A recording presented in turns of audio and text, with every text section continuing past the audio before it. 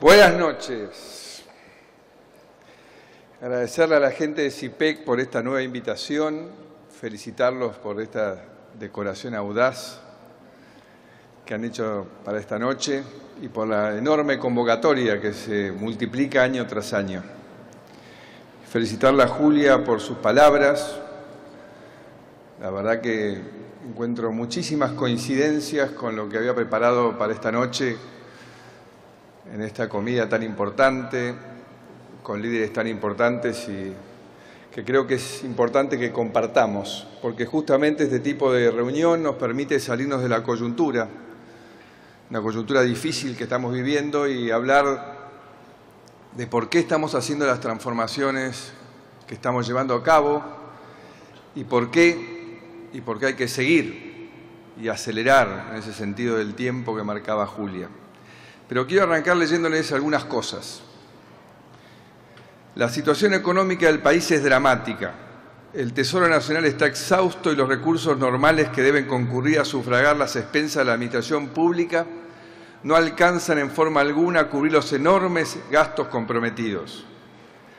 A esos dos desequilibrios básicos hay que agregar, con sus complejas derivaciones económicas y sociales, la vigencia de un proceso inflacionario, para cuyo aceleramiento se han dado todas las condiciones requeridas. Si mantuviéramos la política económica seguida hasta este momento, el país se vería abocado a muy corto plazo a la cesación de pagos internos y externos. Frondizi, en la década del 60. La Argentina creció por agregación y no por síntesis. La modernización y la industrialización fueron así suturando procesos de cambio a medias, incompletos, en los que cada transformación arrastraba una continuidad con lo viejo, sobreagregándose a él.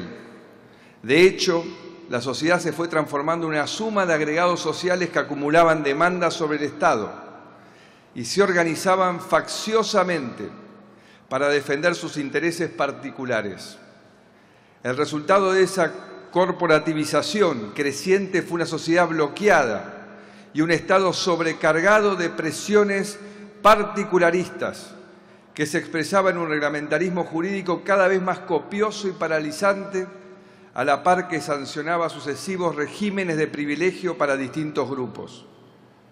Los costos de funcionamiento de una trama social así organizada solo podían ser financiados por la inflación, que, como veremos, se transformó entre nosotros en una forma perversa de resolución de los conflictos. Salteando, espaldas, bastiones de derechos adquiridos, nichos de privilegios que se fueron sobreagregando a nuestra legislación, sumatoria de derechos particulares que generaban una ineficiencia generalizada. ¿Cuántos recursos se despilfarran por carencia de una mayor flexibilización de las normas de trabajo, de producción y de gestión? Y esta rigidez paralizante abarca tanto al sector público como al privado. Gerardo, ¿reconoces esas palabras? Raúl Alfonsín, en Parque Norte, en 1985.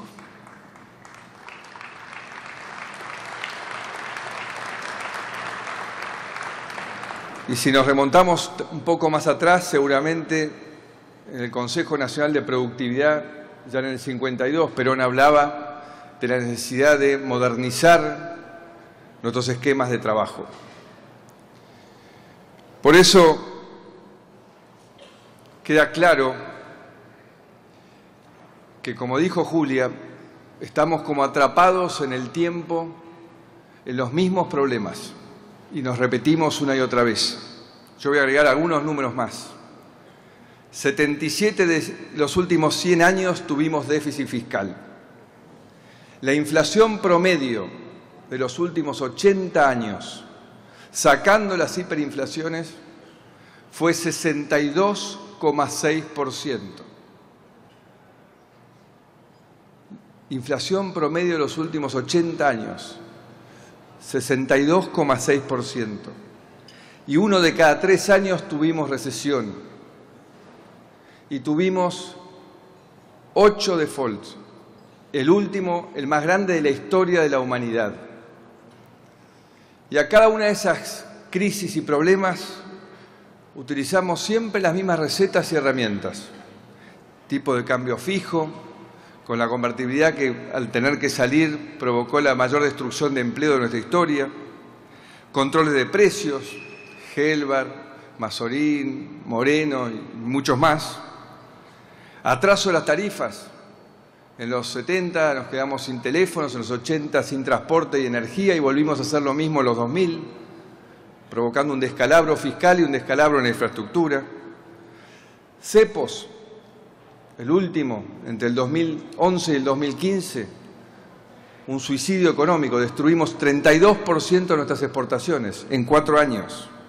Y por supuesto, cambiamos reglas de juego, no respetamos las leyes y además mentimos con las estadísticas, probando un nuevo sistema que tampoco funcionó. Y todo ese resultado nos provocó el triste resultado que en los últimos 50 años el país que menos creció no fuimos nosotros, fue Sudáfrica, pero el segundo país que menos creció de los que se miden fue la República Argentina. Por eso creo que en esta madurez, en esta decisión de cambio que hemos tenido los argentinos, hemos asumido que en el pasado no existe ninguna solución a nuestros problemas de futuro. Y por eso decidimos esta vez hacer algo distinto. Esta es la primera vez en décadas que entramos en una crisis con un conjunto de reglas y estamos empezando a salir de la crisis habiendo respetado esas reglas. Y esto no es más ni menos que lo que hicieron Chile, Perú, Colombia, Paraguay, que desde 2003 tiene estabilidad macroeconómica, y que justamente lo que estamos llevando adelante es un ordenamiento macroeconómico, a partir del principio de todo, que tener un presupuesto nacional equilibrado, que nos permita sacarnos de encima este mal que ha destruido a tantos argentinos y que tanto castiga al trabajador, que es la inflación. Recuperar la moneda y así recuperar el crédito que necesita esa mujer que quiere hacer su primer emprendimiento con una máquina de coser, o la pyme, la mediana y la gran empresa para crecer, tomar más gente, generar oportunidades de desarrollo para todos los argentinos y así reducir la pobreza. Pero este presupuesto que hemos aprobado con alto nivel de consenso es un presupuesto todavía débil, un presupuesto que tiene muchos impuestos que justamente van en contra de la generación de empleo, que van en contra de poder desarrollar nuestro país. Por eso en el 2020 y el 2021 tenemos desafíos importantes por delante, muy importantes en términos de generar esos consensos. Y ahí es muy importante también que tengamos el coraje de dar esa lucha permanente, ese esfuerzo por convencer primero y si no, por cambiar igual frente a aquellos que facciosamente, como decía Alfonsín, defienden intereses particulares, que además han sido intereses tan pequeños que en sí mismos han sido autodestructivos, casi suicidas. Y les voy a dar algunos ejemplos. En 1984, la cantidad de embarcaciones que había en la hidrovía del Paraná-Paraguay eran 800 embarcaciones en 1984, 70% con bandera argentina. Hoy tenemos 4.500 embarcaciones, 90% con bandera paraguaya, 10% con bandera boliviana. Nos sobran los dedos de las dos manos para contar las embarcaciones con bandera argentina. ¿Y por qué? Porque entre las normativas y regulaciones estatales, más un convenio laboral que creíamos que era más inteligente, de un día embarcado y un día de descanso, todo ese trabajo se fue hacia los países hermanos de Paraguay y Bolivia. 50.000 puestos de trabajo hemos perdido. Y si esto fuera poco, en la década anterior decidimos no darle trasbordo a las barcazas que venían de Paraguay en nuestros puertos, con nuevas regulaciones y prohibiciones y escáneres de todo tipo. Y todo ese trabajo, ¿dónde se fue? A Uruguay, a los puertos uruguayos. Por suerte, eso lo hemos revertido y ya el 70% ha vuelto a los puertos argentinos a darle trabajo a los argentinos. Otro ejemplo, Ushuaia, el lugar más austral del mundo, el puerto más austral. Tiene un mercado natural de abastecer logísticamente a la Antártida, un mercado de 1.100 millones de dólares. Mercado que es prácticamente totalmente abastecido por Puerto Williams, que tiene 2 días más de navegación. Y lo mismo con los cruceros. Veníamos perdiendo ese liderazgo que lo hemos revertido. ¿Pero por qué? Porque alrededor del puerto, sin ningún sentido de los costos operativos por parte de la conducción política, el puerto se repartió a ver quién le cobraba más a cada uno que quería entrar al puerto. Hasta la prefectura cobraba adicionales por dar seguridad a los cruceros. Y todo ese trabajo que tendría que estar ahí, hoy está en el puerto chileno con 2 días más de navegación. Y además tenemos un único muelle para cruceros y carga. Una inversión menor frente a los miles de millones que pusimos de subsidios para tener una industria electrónica armando celulares. Y ahí teníamos trabajo necesario, genuino, para toda la logística de la Antártida y toda la pesca. Y otro ejemplo que les he traído es la industria aerocomercial.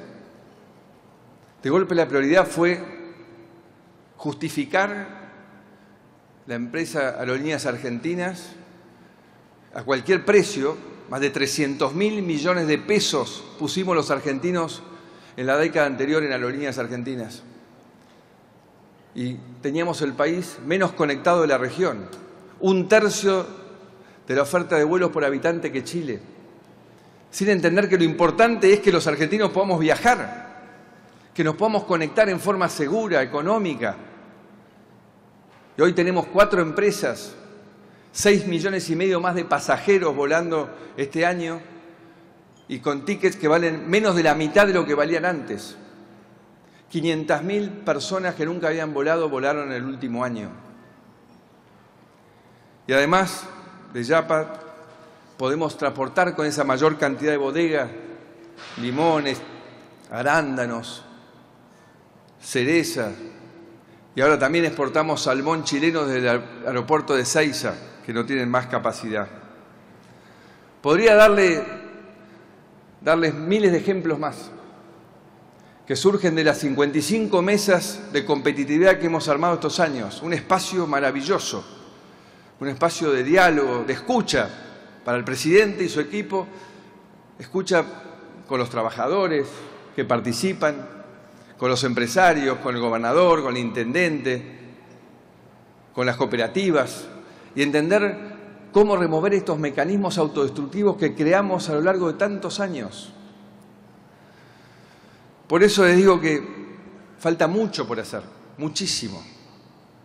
Y hoy más que nunca estoy acá para decirles lo mismo que dijo Julia, que podemos mejorar, que claramente podemos mejorar, pero para mejorar tenemos que ser todos protagonistas, todos sentirnos parte de primero entender que esto que estamos haciendo lo estamos haciendo en libertad, que es un elemento central en la vida de todos nosotros. Libertad para opinar, para disentir, para crear, para innovar. Y la libertad que va más allá de todos los miedos que podamos tener, porque este es un momento de enorme incertidumbre política. Estamos todos viendo la Argentina y el mundo. Hoy recibí muchísima gente de afuera diciéndome, pero la Argentina va a ratificar el rumbo, va a volver atrás. Y lo que hay que hacer es demostrar que entendimos, que aprendimos y ser protagonistas de todo esto que estamos haciendo. Yo creo Yo creo profundamente en ustedes. Yo confío en ustedes. Por eso estoy acá. Por eso me decidí a tomar esta responsabilidad tan única, que es conducir nuestro país. Pero sé también que los escépticos tienen argumentos de sobra, ¿no? Entre las cosas que dijo Julia y las cosas que dije yo, 80 años para decir la Argentina no tiene arreglo. Y las cosas todavía pasan, ¿no? Porque todavía escuchamos debates en la Cámara de Diputados, como el de la semana pasada, de una cantidad de leyes que quién podría estar en desacuerdo con poder seguir dando, pero un país que le duele todo lo que le falta, le duele a nuestra gente lo que le cuesta llegar a fin de mes. Y no podemos escuchar más cosas que tengan que ver con el populismo y la demagogia. Entonces yo quiero decirles a aquellos que se ponen en ese lugar del escepticismo, que yo hoy creo más en todos ustedes que hace 3 años y medio. Y les voy a dar 5 ejemplos, no, mejor 4 ejemplos, así empezamos a comer. El primero, que también lo dijo Julia, la energía. Hace 3 años y medio, cada día producíamos menos energía, cada día teníamos más cortes de luz. Y en 3 años y medio revertimos a que hoy cada hora producimos más energía y bajamos un 40% los cortes de luz. ¿Y eso por qué lo hicimos? ¿Cómo lo hicimos? ¿Cómo pusimos a Argentina ese activo que tenía durmiendo en marcha, que nos va a llevar a ser uno de los países más importantes en exportación de energía en algunos años? Además de tener energía para nosotros y millones de puestos de trabajo alrededor de todo lo que da una energía competitiva. Lo hicimos porque generamos un espacio de confianza, algo que también mencionó Julia. Nos sentamos alrededor de una mesa, los trabajadores, el Gobierno Nacional, la provincia, las empresas,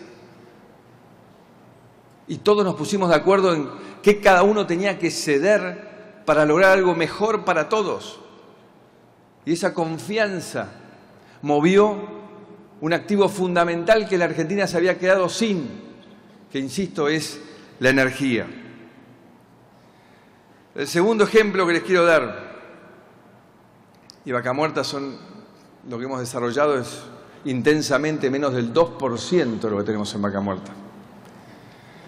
El segundo ejemplo que les quiero dar es el Paseo del Bajo. En 1962 se proyectó el Paseo del Bajo. El otro día cuando fuimos a visitar la obra con Horacio, no lo podíamos creer. Y en 3 años y medio, en 3 semanas más, vamos a estar inaugurando esa conexión sur-norte, norte-sur, tan importante para generar más oportunidades de progreso y productividad en la sociedad. Y esto no es un hecho aislado. Hemos terminado en 40 meses más de 5.000 obras por todo el país. No se esperaban hace casi 60 años, pero 30, 40, 20, muchísimas. ¿Y por qué se logró eso? Porque generamos un espacio de confianza. Confianza en que íbamos a hacer licitaciones transparentes, competitivas. ¿Y quién lo hizo todo esto posible? Nuestros trabajadores, nuestra ingeniería. Y todo eso lo hemos logrado con precios 40% más bajos de los que teníamos en el gobierno anterior.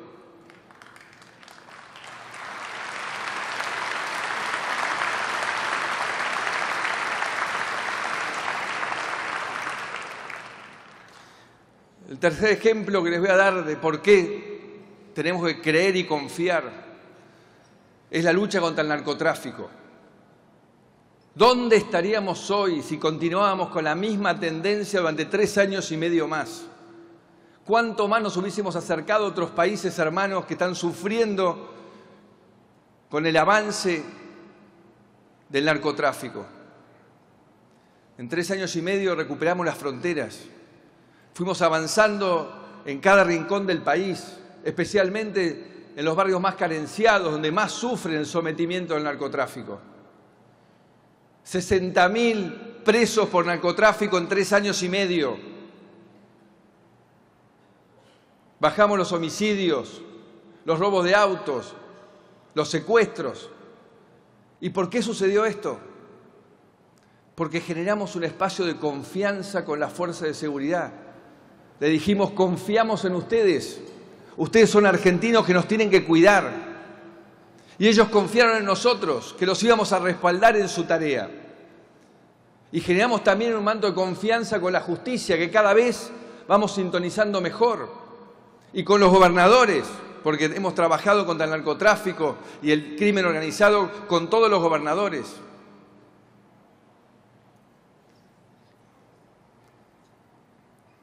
Y el último ejemplo, que tal vez es el más importante en términos de futuro, aparte de lo importante que es trabajar con la primera infancia, que siempre ha sido una de mis prioridades en la ciudad y lo vuelve a hacer en la nación, es la educación. Como tenemos un compromiso con la verdad, decidimos saber qué nos pasaba. No quisimos más esconder la basura debajo de la alfombra, en todos los campos. Y acá lanzamos las pruebas Aprender en el 2016. Y como dijo Julia también, nos dieron muy mal, muy mal. Entonces, ¿qué hicimos? Convocamos a docentes y directivos, más de 300.000, a capacitarse en primero lengua. Ahora vamos por matemáticas, pero empezamos con lengua. Y esto fue maravilloso. En solo 2 años, cuando volvimos a evaluar en el 2018, nos encontramos que de 8 de cada 10 alumnos de todas las provincias, en todas las provincias el mismo resultado, tenían notas positivas en lengua. Y encima habíamos agarrado las 3.000 escuelas faro, las llamamos, las 3.000 que estaban peor en todo el país. Y ellas tuvieron un resultado aún superior que la media. Entonces, esto significa que se puede, que podemos tener este instrumento tan importante y único en la igualación de oportunidades. Y además, eso lo pudimos hacer, ¿por qué? Porque los docentes y los directivos confiaron que no queríamos bajar una línea ideológica, sino que queríamos era darle herramientas a ellos para que le aseguren un mejor futuro a todos nuestros chicos. Y además de eso, en los planes sociales, que eran en muchos casos planes de extorsión para obligar a la gente a hacer cosas a cambio de ese plan, no solo le dimos la automaticidad a través del ANSES, sino que los convocamos a educarse. Y esto es algo muy impresionante, muy impresionante. 180.000 personas están en vías de terminar su secundario, con excelentes calificaciones. Y el 80% vive en una casa precaria. Y más del 50% son mujeres. ¿Y por qué lo han hecho? Pregúntense, ¿por qué lo han hecho? Porque confían que ellas pueden aportar algo importante para el futuro de nuestro país, que hay un lugar para ellas en lo que estamos haciendo. Entonces les digo de vuelta, ¿cómo ustedes no pueden llegar a confiar en lo que se está haciendo? Porque tienen que confiar en ustedes mismos, en la capacidad de mejorar, en la capacidad de hacer. ¿Cómo no vamos a poder modernizar nuestro país, incluirlo en el mundo, como 2 herramientas fundamentales para derrotar la pobreza y generar oportunidades de progreso para todos? De eso se trata el cambio. Es una transformación que comenzó y que no puede parar, porque el mundo no para. El mundo es un mundo complejo.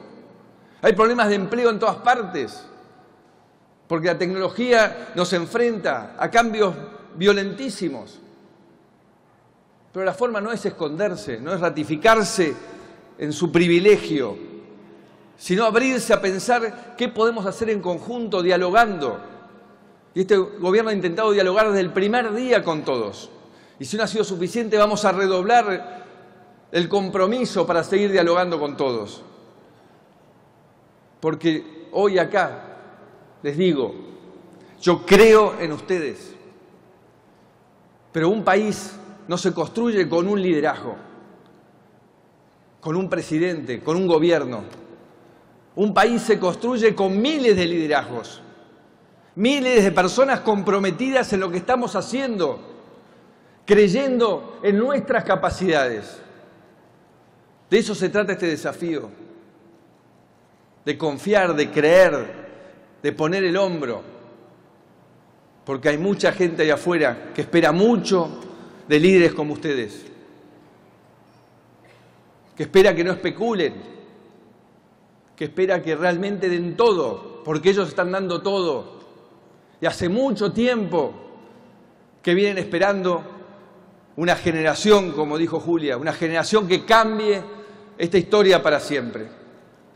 Así que una vez más, los invito a que sean la generación que cambie esta historia para siempre. Muchas gracias a todos.